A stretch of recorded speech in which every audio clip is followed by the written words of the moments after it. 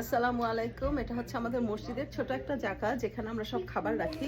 আলহামদুলিল্লাহ, এই বছরের প্রথম রোজার প্রথম ইফতার পুরাটা আমার ফ্যামিলি স্পন্সর করেছে আমাদের মসজিদের জন্য।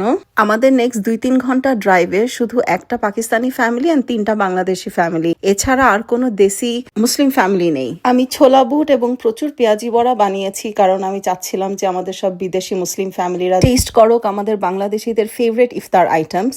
আলহামদুলিল্লাহ, আল্লাহ আমাদেরকে এই সৌভাগ্যটা দিয়েছেন যে আমরা প্রথম ইফতারটা রোজদার মানুষদেরকে করাতে পেরেছি।